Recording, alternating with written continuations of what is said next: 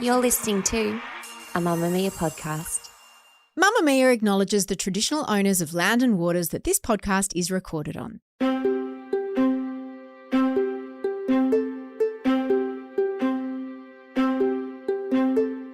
Welcome to No Filter. I'm Mia Friedman. My guests today are Matty J and Laura Byrne. They're the couple that met on The Bachelor in 2017 when Matt was the Bachelor and Laura was the one he gave the rose to, except unlike most people who meet on reality TV, they were the real deal and they're still together all these years later. They have two children, Marley May and Lola, who are 4 and 2. Laura's career has absolutely taken off since then. She's a podcaster, a radio host, and a jewellery designer. Matt has his own podcast about parenting, and he's also a very successful content creator. But there's a lot to know about them beyond just what's on their CVs. Neither Laura nor Matt grew up with a blueprint, certainly not a healthy blueprint, for what marriage or gender roles would look like. And so they've had to make up their own. And of course, after having kids, it all got a lot more complicated. They don't have what you would call a traditional relationship in terms of who does what, who earns what, and who carries the bulk of the mental load. And that's what we're going to talk about today. It hasn't always been smooth. They still haven't got it all figured out. But in this conversation, they spoke really openly and honestly about so many things, about what happened when Laura got accidentally pregnant and how Matt's reaction was just so unexpected and a real revelation to her. We talk about whether they're finished having kids, the moment that Laura had a bit of an intervention with Matt soon after their first daughter was born, how things were different with the second baby, and how they deal with outrage culture and people having opinions about their relationship based on what they see on the internet. Matt's always thought a lot about what he'd be like as a dad. Laura, not so much. But there was a lot to discuss about how they manage the mental load. Here's Matt and Laura. I want to start off by asking you what model of marriage you grew up seeing in your own house. Matt, you first. I think I was about 12 when my parents separated for the first time. Even prior to that, my dad was an engineer and he spent a lot of time working away from home. So for me, I grew up always having just my mum as the primary carer. She was always that person who got us ready in the morning, got us dinner, the person who I would speak to with any issues. And so from a really early age, that was how I understood parenting.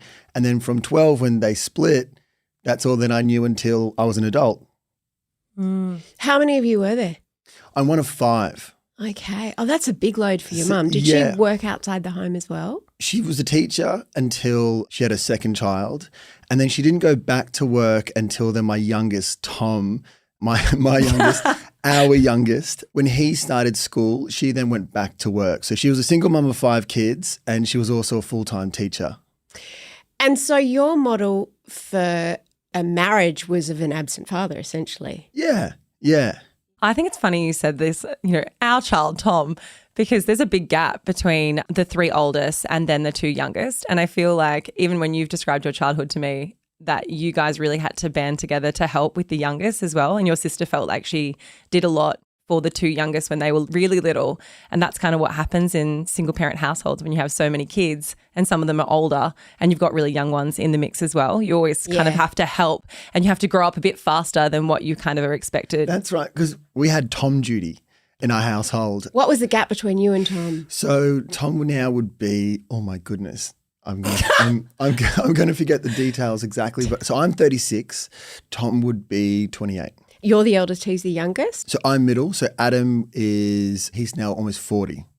So there was like a 12-year gap Yeah. between the oldest and the youngest. I've got that gap between my oldest and my youngest too. So we had, in our household, we had a chart where somebody was on Tom duty, somebody was on kitchen duty, somebody was on laundry duty. We all had our tasks that we had to complete each day. What did Tom duty require?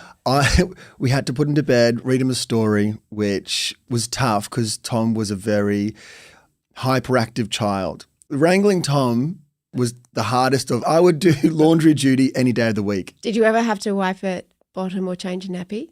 I think by that stage, Tom was kind of out of nappies. So growing up, I never got to change a nappy. I think that was Kate, my older sister. Yeah. She was very much the second mum in the family. So that was more her task. Tell me, what model, Laura, did you grow up with of marriage? So my parents separated when I was 3. I have an older sister. And I remember driving down to Wollongong. We moved in with my grandparents. And that's probably one of my earliest memories is being in the car and leaving and going down to Wollongong. My mum started dating, and I guess at the time, now when I look back on my mum's sort of like life at that point, she was in her 20s, she had 2 kids, and she lived in Wollongong with her mum and her dad. And so I don't think the dating pool was particularly kind, especially as she was trying to be a single mum, and she got into a relationship with the man that turned out to be my stepdad. She got remarried when I was about 8. He was really horrible. He had a lot of addiction issues before they met. And then when they met, he got back into heroin. There was a 7-year stint where he was on and off heroin, and it was really volatile, our household. Then my mum had my little brother. So there's a really big gap between me and my little brother. And then when he was a newborn, that's when my stepdad was out of the picture. So it was just us, the 3 of us then for a really long time. And my grandparents as well were my second parents. So we had a really fractured household, but there was a lot of love, but there was a lot of wild times in there as well. So it sounds like, I don't know what your grandparents' relationship was like, but presumably more functional than your mum and your stepfather. Absolutely. So you saw both. They modelled what a great relationship could be, and they really stepped in, especially for me as well. Like they really stepped in. Being that I was the middle child, mum couldn't be split across the duties of 3 children. So my grandparents really swooped in and took amazing care of me, and they were the ones who took me to all the sporting things, when my mum was taking my sister. So they kind of divided those duties within the household. She's remarried now and she's in an amazing relationship, but that took her until I was in my early 20s. And my dad has been through 2 other marriages and separations. And so I never saw what a healthy marriage could be. And I think also, even though my grandparents' marriage was healthy, I think that looking after their daughter, adult daughter, had a lot of strain for them as well. Did either of you have a relationship with your dads after they left? Yeah, we tried. I can now look back and I totally understand how unhealthy the environment was for all of us together under one household. But when we split... Unhealthy why, when he was there? Yeah, I think it just didn't work, all of us together with 5 kids, mum and dad. Under one roof, it just wasn't meant to be. When I was 12, I wanted nothing more than a big happy family. And I remember to mum saying, let's give it one more chance. I wanted it so badly, and I feel so guilty now because I can look back and I can totally understand we shouldn't have done that. We did try again and we got back together, and I think it lasted for about less than 12 months. It's interesting you say we got back together. Yeah. Yeah, not they got back together. Like it's very much you saw yourselves as a unit when you were like saying our youngest, Tom. So like you were very much a unit. Yeah. The kids and your mum and then your dad. Totally. And I think it must have been so tough for my mum especially, being influenced so much by what the kids wanted to do. Even after the second time that we all split up and we all went with mum, we had a bit of contact with dad, but nowadays not so much. I'll always love my dad, but I don't think we'll have that relationship where it's based on friendship. What about you? Yeah, I was going to say, do you think that your mum got back because of the pressure of the kids? I think it was a combination of financially it was really tough because the divorce hadn't gone through and she was trying to look after 5 kids, and it's really expensive when you've got that many mouths to feed. So I think it was a combination of the kids in the household were definitely championing that move back in, and then financially it also made a bit more sense as well. Because for kids there's not a huge downside like in your parents being in an unhappy marriage. Well, you also... Like as long as there's no violence or abuse, to them it's just you want your mum and dad under the same roof even if things aren't great. Even sometimes when there is violence and there is abuse, it's all you know. You don't know anything different. You don't have a comparison for what a happy relationship can be. So you're like, well, maybe together is better than not together if you're still struggling when you're separate anyway. I have a relationship with my dad. My dad is an amazing granddad, but he's a complicated person. So my dad was in the army and he worked in secret services and he worked as a sniper. So he's got a very interesting story But he has immense PTSD from that. It took us a long time to get to the point of where we're at now. I think when I was young, I didn't understand why he moved away. He lived in Somalia. I didn't understand why he just wasn't around. Felt abandoned, I guess. Yeah, and then we were also going through this really intense period of life with my stepdad, and my dad was quite absent during that. So I think I had a lot of resentment, which over the years has completely, resolved, and we've spoken about it. And I know that he was kind of living his working life, which required him to do the things that he was doing. But now I often think like having grandchildren is like your second chance to do and to be the person that you kind of wish that you were as a parent.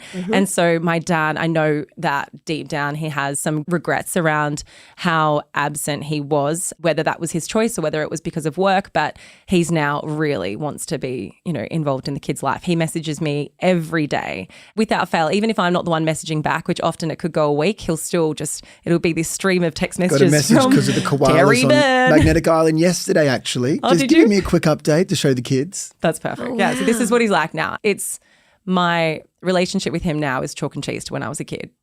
When you were younger, Matt, did you ever think about adult Matt's life? Like, did you imagine I'll be married, I'll have a kid or children? Because you didn't have that template. I'm always curious to ask guys because I know that girls often talk about it and think about it, but do guys do that? Yeah, I did.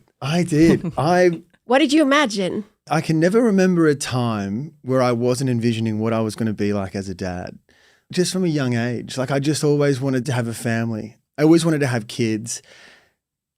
And I don't know where that came from. Like I remember I used to love cricket and I had no one to play cricket with. And I always thought, and my poor mum, I used to bowl. And my mum would stand there with a tennis ball and she would try and bat as I would come in and bowl like fast paced to my mum. And she would try for a bit and then she'd be like, I think I'm done. God love her. And she tried as hard as she could. Yeah. And I guess there was just so many aspects where there was a bit of a void where I was like, when I get there, I always want to give what I didn't receive. When did you feel ready? Do men get clucky? Did you? I remember Laura and I were together already and I was speaking to my sister who I'm extremely close with and she was talking to me about a friend who was trying to fall pregnant. They couldn't get pregnant. I think they were trying for a little over a year. And I remember sitting in the living room of my sisters and I thought, I wonder what would happen if Laura and I couldn't have kids and couldn't have a family. And you were in Bali at the time, so you went around in that moment, but I picked you up a couple of days later.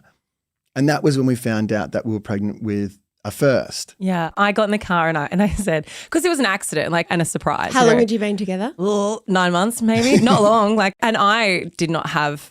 Matt had that pull to be a dad. I did not have that pull to be a mum at all. How old were you? We had a miscarriage, so it was just before Mali because we got pregnant really quickly again. So I would have been 33. Yeah, 33. Oh. So I still hadn't had it yet, and I don't think it was coming, but.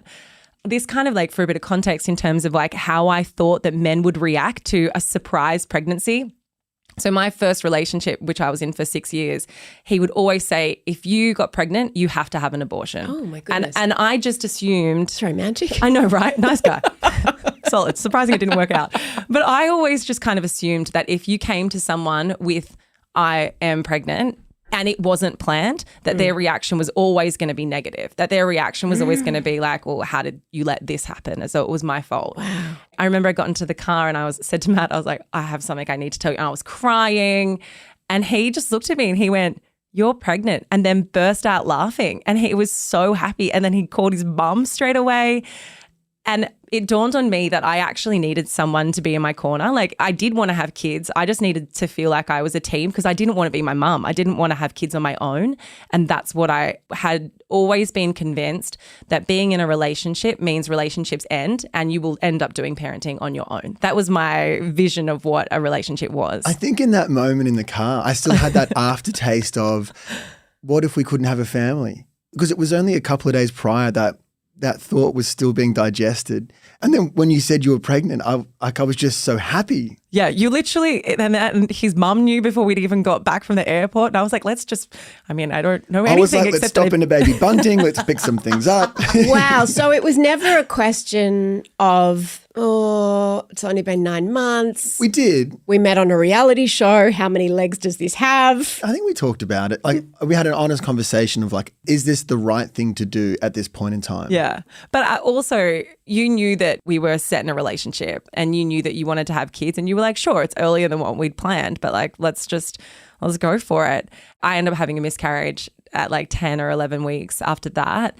And it was my upset around the miscarriage. Like I felt so sad. And then I felt even more sad that so there was no relief in there. Zero relief. I almost felt like I couldn't be sad because I hadn't been excited. It was like this weird emotional backflip that you didn't deserve to be sad. Yeah. And Matt was too. And then that was kind of the realization that we both had that, we really wanted to be parents. And so we were like, well, let's just throw caution to the wind. And then it happened very quickly after that. So I just never, ever, ever had another period after that. I just then was pregnant again and it was instant. And then that was Marley. So we went from it being a surprise and an accident to then being happily pregnant. To being a choice. With Marley May within, a couple of months' time. And when you were pregnant, where were your careers at this time? Had you started to talk about what might things look like on the other side? I know you had your business. At the time, I had a travel show with Network 10 called Luxury Escapes. So the second half of the pregnancy, I was overseas working, and I think I was working in Thailand up until like 6 weeks before the due date. Yeah, so even less, like maybe 4 weeks. And I was like, get home. Yeah, so I was at that point, in my eyes, I thought I was going to be a travel presenter. At that point, it was still like a real mystery of what work was going to be like because it was off the back of The Bachelor, and all of a sudden I was no longer working in marketing and I had these amazing opportunities, and Laura did as well, but I think you're maybe more focused on Tony May at that point. Well, you were like very much getting into the world of content at then, but this is also at the start of COVID. Like COVID kind of came around not so long after that as well. So things just really like pivoted. Great time to have a travel. Yeah. I have Tony May, my jewelry business. That's always been my number one. And that's a solid job, whereas TV is very sporadic. You're not in control of it. It's up to other people. Totally. Where you go, when you work. Totally. And Matt's doing content creation, even though the travel show was the thing that took him away, the thing that was like the bread and butter for his job was doing content, but in a way which he's kind of learnt because of having such a strong marketing background. So that was something that he had control over in terms of doing it on his schedule. Like when you say content, do you mean like creating content, influencing and for on brands. Instagram? Yeah, doing comedy skits, and that schedule is very fluid. So I may have a few ideas and shoot 3 videos in a week, and then I may have 2 weeks where I don't do any video. So it's a job that can scale up and down depending. So when I was pregnant, I had Tony May. That was my main thing. I would do a little bit of content, but that was definitely not my priority, nor was it my passion. Because you had Tony May, your jewelry business, before you went on to The Bachelor. So I've had Tony May now for 15 years. So that I started that in my early 20s, and I do it with my sister. We have 10 employees in Sydney now. Like it's really something that I care so much about. So it's always been my number one. And then I met Britt at the very end of my pregnancy. And Britt Hockley, who was a runner-up, well, if you can even call it that, because there were no winners, on the Honey Badger season of The Bachelor. Yeah, so we met. Obviously, we had a shared experience of The Bachelor. So we both had, that's how Matt and I met. She was on the season after us. I think the outcome would have been a bit different if we were dating the same man. But things turned out that she didn't end up with the Honey Badger. And we met and we made the decision to start a podcast together, which is now Life Uncut. And so can I just say, I was entirely behind. Oh, yeah, from the get-go. At that point. When you first started it, I was like, guys, I just don't think this is going to work if you do it solo. You should come and be with Mamamia. We'll help you because your sound quality is appalling. It's so bad. And you need an editor and we can help you. And you were like, yeah, I'm into it, but Britt thinks that maybe we should just keep going. And I'm like, oh, let's see how that goes. I was kind of saying, don't even start. Like, don't even walk up to that start line. It's you and me both. Matt was like, this is a terrible idea. He goes, no one listens to podcasts. Look at me now. So Britt and I, we laid down our first couple of episodes just before I gave birth to Marley. Like I think we'd gotten 4 episodes in the bag. Sound quality was terrible. Everything, it was fucking terrible. They were bad episodes. But We loved doing it. We had a lot of fun, and we never really did it with this like vision of it being this successful business. We just did it because we enjoyed it. No independents were making money out of podcasts then. And even when you came, I remember you were like, we can pay you a salary, like it would be safe. And I remember taking it to Britt, and Britt was like, yeah, but then we also have the responsibility that we have to show up to it. And she's like, and we're doing it because it's not a job. We're doing it because we just enjoy doing it. She was right. Either we keep doing it in this format and maybe we make some money off it, or we treat it like it's work and then we probably won't enjoy it as much. And we were doing it at crazy hours. Like Britt was working in medicine at the time, so she was a radiographer. She was coming in her scrubs. I had Marley like in a bouncer underneath the desk. We'd record in the middle of the night. Like it was just chaos, but it worked. And then things started to really, well, I mean, actually, before I get to that, I remember being postpartum with Marley. You were still working. I was at home. And I had this moment where I was sitting on the couch and I was in tears. And I was like, my career is over. You get to continue. And my job and everything that I was is gone now. And like, who's going to want to employ me? How am I going to continue to do this podcast? You know, how am I even going to continue to design ranges to keep Tony May ticking over? And I was so sad. And in my experience, having children was almost like an rebirth of my career. It changed so much about my career, but it definitely didn't stop my career. And that's mostly because Matt's come in to pick up a lot of the pieces of the parenting side of things. I'm currently watching my son and my friend Jessie navigate that. Their first baby is 3 months old. And it's really interesting because they're both very ambitious. Yeah. But while one person is breastfeeding, there's only so much you can share. Did you ever sit down together and say, here's how it's going to go, here's how we can make sure things are equal?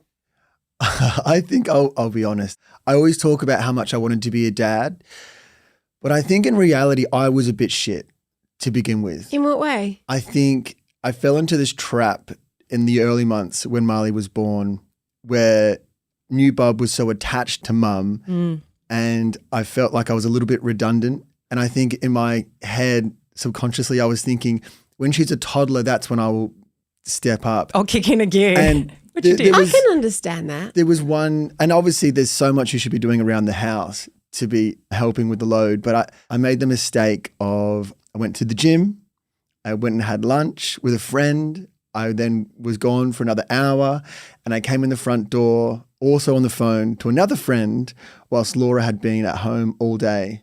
And you said to me, like, we need to talk about this because the way and how I was sharing the load at that point was not good enough. How old was Marley May then? She was really little. She was only a couple months, maybe like 3 months, still breastfeeding, maybe even not 3 months, maybe 2.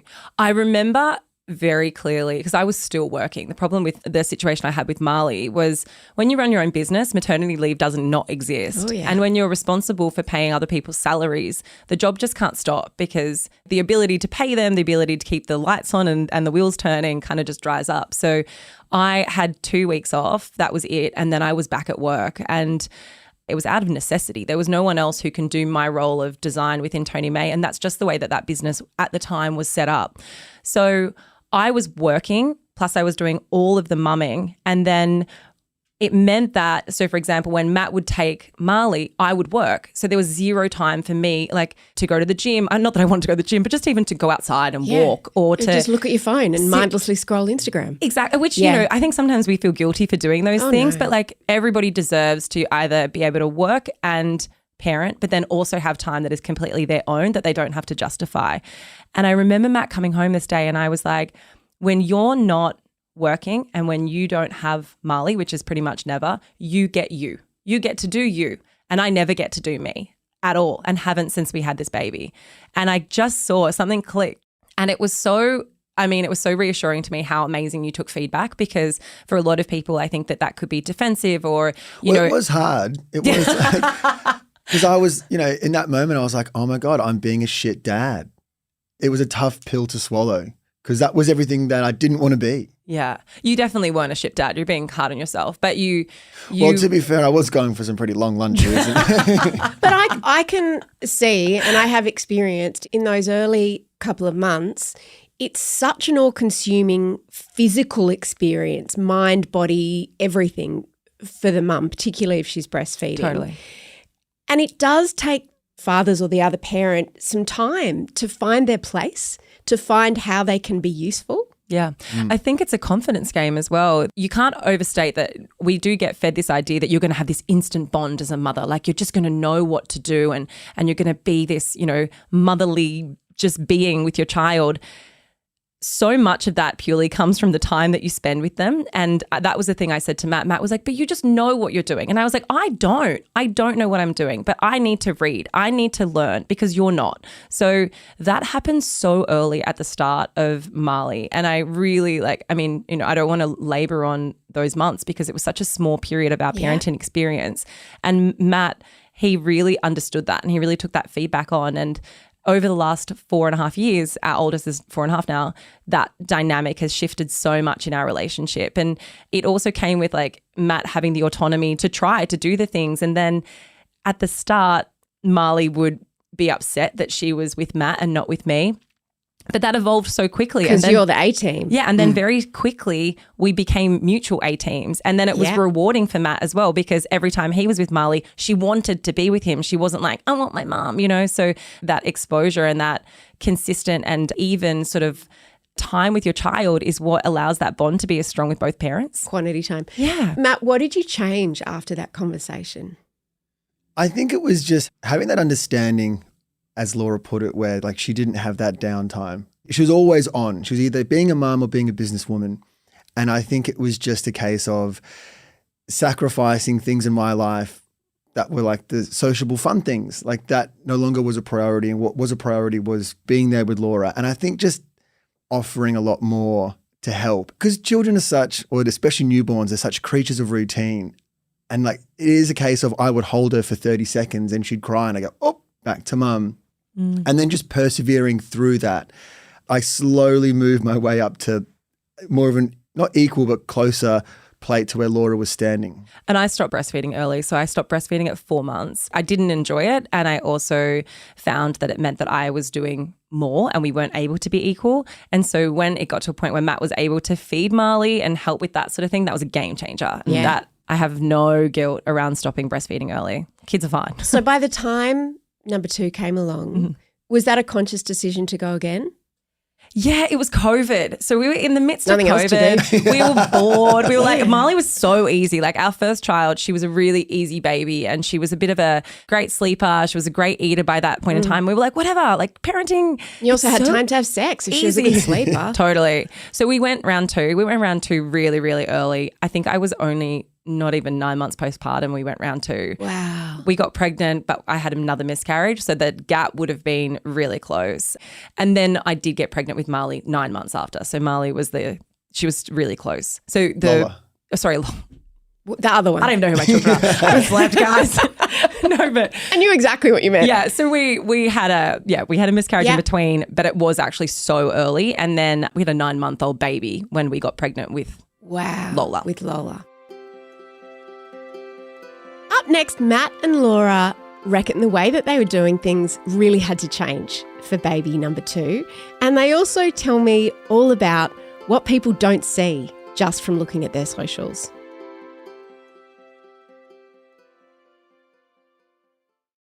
How was it different time 2 when you were going into it and you kind of knew? How did the balance of power and mental load and responsibility change? It was tough because during COVID, work for me completely dried up. And I think that probably helped as well, being more hands-on, is that I didn't have anything. My travel show stopped, a radio show with Nova, that stopped. And all of a sudden I was forced to be a stay-at-home dad. Because your business kept going. Yeah. So And the podcast and Tony May Jewelry was a good time for things like jewelry and skincare. Absolutely. Both of my businesses, podcasting did amazing during COVID and jewelry was one of those retail categories that just absolutely boomed during COVID. So we had never been busier. So COVID was great for me and helping me be a more hands-on dad. But then at the same time, just before Lola was due, I got a call from Channel 7 saying, would you like to do Dancing with the Stars? And the way the schedule worked out, we kind of mapped it up on the calendar and I would have to be in training. And this is training not just once or twice. It was 6 days a week. That was 2 weeks after Lola was born. It's all day, every day, isn't it? And it was awful timing. It was terrible, but at the same time, we spoke about it, and it was such an important time for me because I was like, this may be my last chance to get work, in TV ever again. And I'd also just come off the back of 12 months of doing nothing. And so Laura was amazing in allowing me to do that. But it was really bloody hard because I'd wake up and I'd be out the door training. And even because I was training 8 hours a day, rehearsing in the night, Laura also did the bulk of, being up with the baby if baby was crying. And Lola cried a lot during the night. Yeah, Lola was a really challenging child, but that period was so short in the scheme of things. So the reason why we made that commitment was because it was 6 weeks. And I was like, you know what? We can knuckle down for 6 weeks. If that's what you've got to do for work, you do it. But then we've always sort of had that mentality towards each other. And I guess since dancing, that finished. And that was when Lola was only a couple months old. That's when Matt really kicked into gear with being the primary parent, I guess. He does the daycare drop-offs. He does the pickups. He does the dinners. Like he does all of that because my career and my jobs have continued to grow. And so I feel like as soon as dancing finished, that's when you really picked up all the pieces. And that's, I think, when Life Uncut was also going from just a little fun hobby on the side to being a bit more of a juggernaut to what it is now. Yeah. So very slowly, you've built up so much momentum. And I think that's when I've had to then gradually take on more and more and more to what it is now. Yeah, and I guess there was never this one sit-down moment. We never sat down and said... Oh, I disagree. Oh, you think? I'm going to disagree with you. All right, let's fight about it. Speak more. I think it was when your recording with Life Uncut was always a little bit sporadic. And was it maybe the start of this year, you had more of a schedule where, Monday was your record day, Wednesday was your record day. We sat down and you said, you have to do Monday mornings. I'm out the door at 7:00. So the kids are all yours. I have to do Monday pickup. You edit on a Monday night. And so we had a fixed schedule for the first time where it was very clearly marked out what days I had to do certain jobs. And that very clear marking out was pretty much most days. Yeah. Well, because I also do the pickup. So I've got the radio show as well. And that was a big consideration. We had to decide if my career is continuing to increase and I am able to make a great salary now and I have these amazing opportunities in terms of radio as well, that was the big decider. The radio one was the big question, which was well, can I take on more? And if I take on more, then you need to take on more of the parenting. I think I told you not to do radio as well. Yeah, but then you were good. No, you didn't. You didn't. You were you have always been whatever. If this is what you really want to do, we will make it happen. That's always been your position at the end of these discussions. But how did that feel, Matt? Because that's what you wanted to do. And she fell into it accidentally. She didn't even want to do this. She had a jewelry business. I'd be lying if I said there wasn't a thought where I was like, oh, that'd be nice to have a slice of that cake. Yeah. I wouldn't mind a bit of that. But at the same time, I didn't have a burning desire to be in radio. That was just, for me, that was a period where I got to taste that. And I still had other things going on. It wasn't as if I was sitting at home twiddling my fingers. I think if I had nothing else going on and you were getting these opportunities, that would be much tougher for me to try and swallow that pill. So I think I was fortunate that I had other things going on. And at the same time, I think it was, maybe it sounds wanky when I say this, but it was still really inspiring watching Laura get to that point to where she was and doing so well. I was on the sidelines being like, go get him, honey. I love seeing the success that Laura was getting. And so I didn't feel threatened by it. Because you're a team. I think the only time, maybe it was just me projecting my own insecurities, but only occasionally, the insecurity only came through when it was from other men, when they would say, wow, Laura's doing so well. She's got so much. And I think with her work, it was a real clear identity of what her product was. She had a jewelry business that everyone understood. She had a radio show that people could understand. Whereas the bulk of my work was still, being a social media creator, which people outside of that world don't quite comprehend. And I don't think it has the same weight behind it as... And people can be quite condescending about it. Yeah. And I think one of the big things is it really does only come from men, and it's very interesting. But Matt has experienced it so much where they'll say, well, what are you going to do next? What's the plan for your job? And even though we talk about me and my career and the successes, Matt, in the world of creating content, he is so successful. The brand deals that you get, the companies that you work with, the ability that you have to create skits and be creative, it's equivalent to the types of skits that people would see on a TVC, like a TV commercial. That's the thought process that goes behind it. And that quality of skit comes from the fact that he comes from a marketing and branding background. But it is interesting that to a lot of people, the understanding of social media as being a place to make an income from is simply like, oh, well, what's next? People do not give it, not that I expect people to give it the respect, because they don't know how much you can earn if you do it well. Exactly. Yeah. But if they did know that and they did have an understanding of sort of like where Matt's role in his job kind of lies, then they wouldn't question it. But it only comes from men, and I find that really interesting. What about from women to you, if you say, and I've heard you say that Matt is the primary carer of the kids in terms of does the most of the heavy lifting with the kids, you earn more of the money, so you've reversed those gender roles. What's the reaction from women to you? Is there a bit of, oh, you're so lucky? Look, it's a bit of both, actually. So I think there is not a day that I do not go where someone doesn't tell me how lucky I am to have someone who is as amazing as Matt is, right? I get it from friends who experience very different relationships where their husbands do shit all. And I experience it from people who see the version of Matt is across social media, from people who think they know our relationship. But I also... Stop there for 1 second. If I just was looking at a relationship on social media, which I do, what would I think that's perhaps not the complete picture? What wouldn't I see? No, I think you get the complete picture. I mean, social media is fun, right? We use it as a place, especially for Matt, like it's all of his comedy skits. To perform. Totally. Yeah. I don't think people see the hours. I don't think people see the work. I don't think people see that I often work till midnight. I don't think people see that, you know, we have lots of conversations around when is the working side enough? Like, where do we pull back? Like, those parts of the conversation are not put out. I often get mums message me and say, how do you do it all?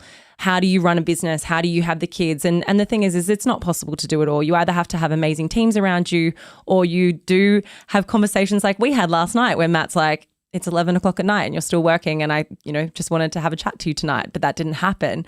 So actually, no, he said I wanted to have sex tonight, but that didn't happen.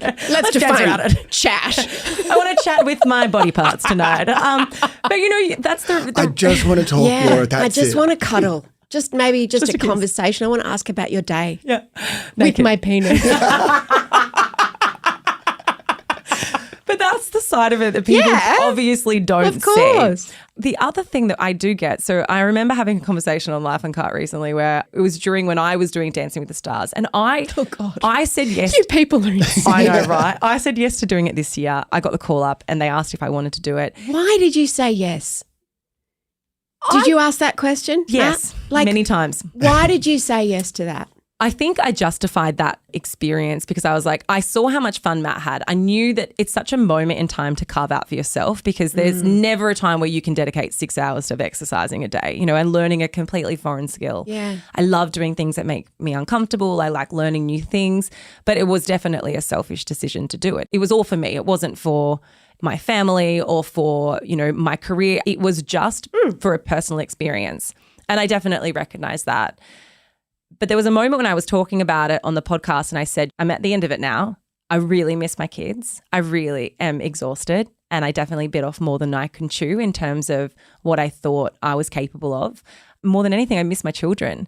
And I'm not expecting people to be like, yeah, you poor thing, because of course I put myself in that position. But I definitely wasn't expecting people to say, well, you did it to yourself. Self-inflicted. It was only from women. The response to it is like, well, you didn't prioritize your kids, so you're a bad mum. It was so instant and so black and white. There was no grey.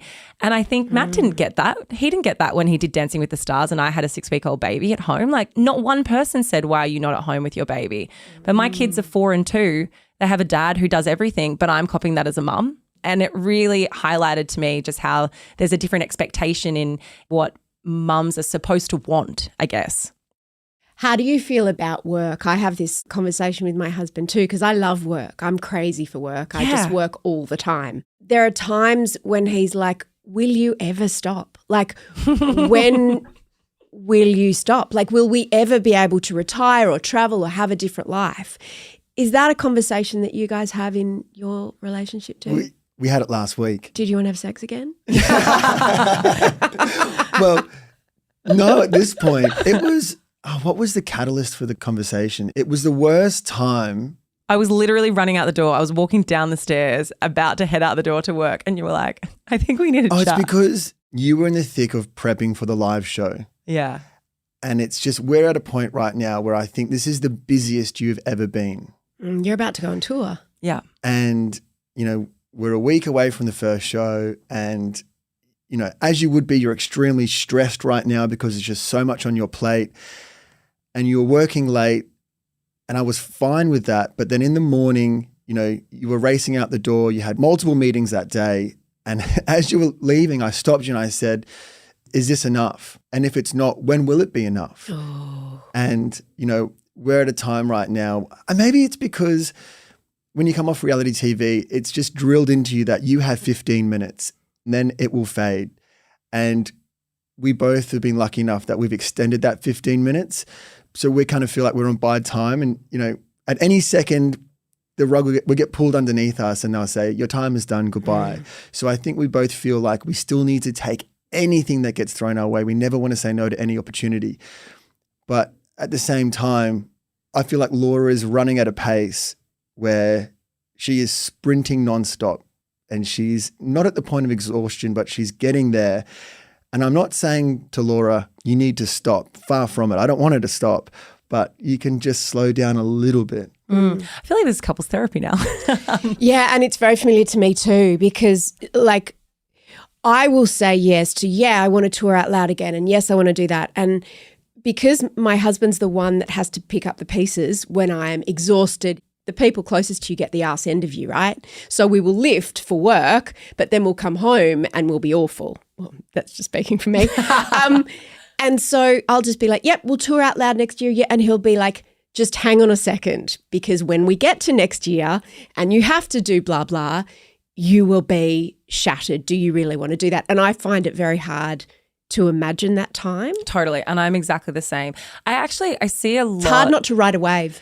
Well, I see a lot of what we have in our relationship and how we manage work in, I guess, when you're starting an incredibly successful media agency and you're responsible for so many people, you are the one who you want to keep the ball going. You've got to keep working. You've got to keep showing up. And then new opportunities come and you want to explore those opportunities. And I mean, I'd be lying if I said I didn't love work. I love my family. I love being a mum. It's the most important thing to me. One doesn't cancel out the other. Exactly. And I think sometimes we think that that's, or we've been sold that that's the case, that they're supposed to cancel out each other, but they just don't. And for me, my career is so important.